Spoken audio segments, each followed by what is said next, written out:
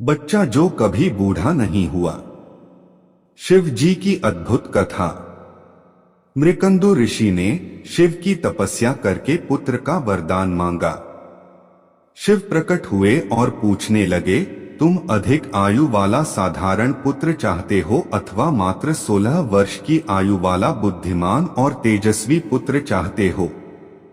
मृकंदु ने सोचा, अगर मैं बुद्धिमान पुत्र मांगता हूँ तो वह 16 वर्ष की उम्र में ही मर जाएगा, लेकिन अगर मैं अधिक आयु वाला पुत्र मांगता हूँ तो वह बुद्धिमान नहीं होगा।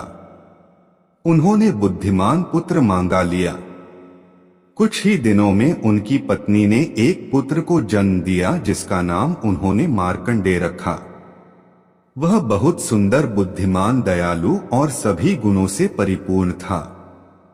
जब मार्कंडेय 16 वर्ष का होने वाला था तो उसके माता पिता ने उसे उसकी मृत्यु की बात बता दी।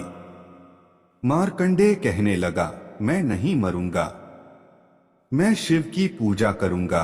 उसने हर दिन शिव की पूजा करनी शुरू कर दी।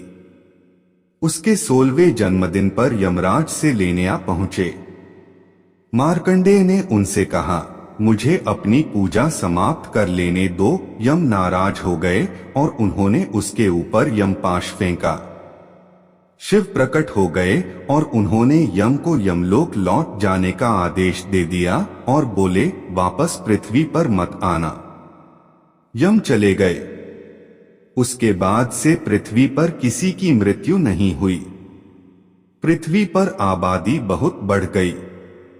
देवी पृथ्वी शिव के पास गई और कहने लगी, मैं इतना भर नहीं उठा सकती, कृपया यमराज को पृथ्वी पर भेजिए। जब शिव ने इनकार किया तो वह सहायता के लिए पार्वती के पास पहुंची। पार्वती ने भी शिव से अनुरोध किया तो शिव बोले, यमराज ने मेरे भक्तों का अपमान किया था।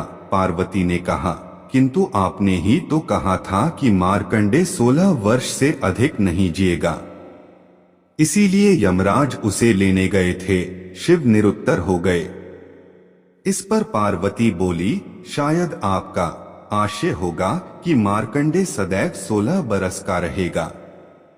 इसी बात को यमराज समझ नहीं पाए होंगे। शिव तुरंत प्रसन्न होकर बोले, बिल्कुल यही बात थी। उन्होंने तुरंत यमराज को पृथ्वी पर जाने की अनुमति दे दी और मार्कंडेय सदैव 16 वर्ष का ही रहा।